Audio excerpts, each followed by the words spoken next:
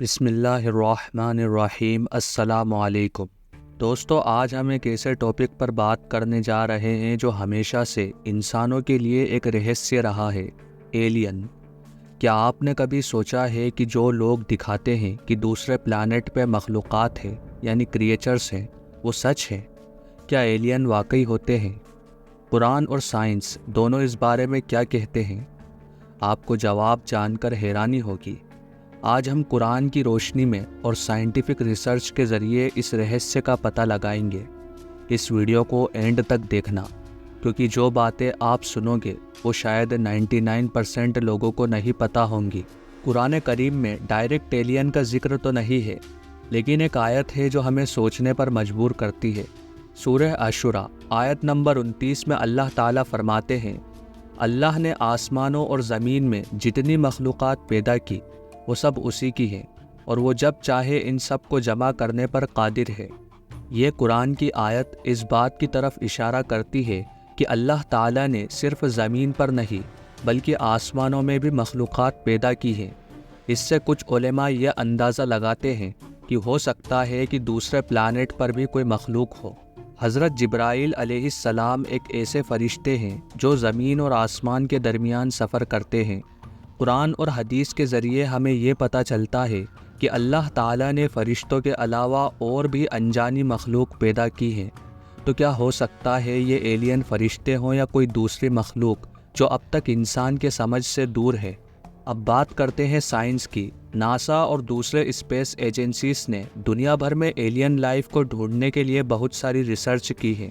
مارس جیسے پلانٹس پر لائف کے سائن ڈھونڈنے کی کوشش ہو رہی ہے۔ فیرمی پیراڈاکس ایک مشہور سائنٹیفک تھیوری ہے جو کہتی ہے کہ اگر یونیورس اتنا بڑا ہے تو آخر ہم اکیلے کیوں ہیں؟ کیا دوسری سیویلائزیشنز بھی ہے جو ابھی تک ہم سے رابطہ نہیں کر پائی؟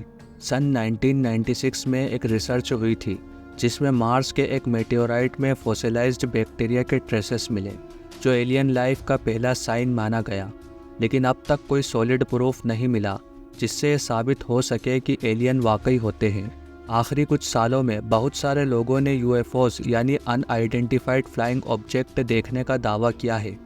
2020 میں US گورنمنٹ نے کچھ UFO ویڈیوز ریلیز کیے جس میں دکھا کہ کچھ عجیب آبجیکٹس آسمان میں گھوم رہے ہیں جس کے بارے میں کوئی بھی ٹیکنالوجی اب تک سمجھ نہیں پائی۔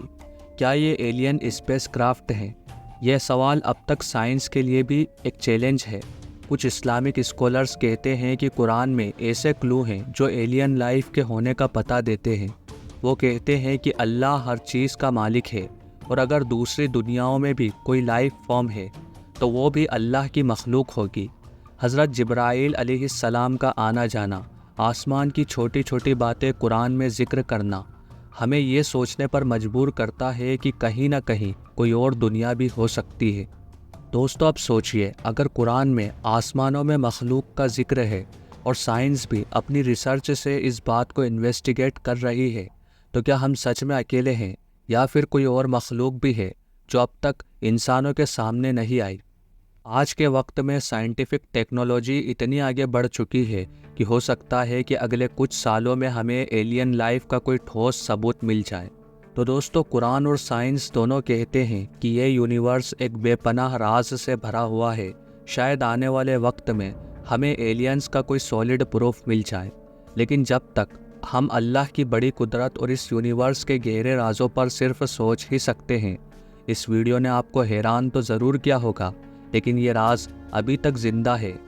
دوستو، اگر آپ کو یہ ویڈیو پسند آئی ہو تو اسے لائک کرنا، شیئر کرنا اور سبسکرائب کرنا نہ بھولیں، اور ہمیں کمنٹ میں ضرور بتائیں کہ آپ کی کیا رائے ہے، کیا ایلینز واقعی ہوتے ہیں یا نہیں۔ اللہ تبارک و تعالی آپ کا اور ہمارا حامی اور مددگار ہو، آمین۔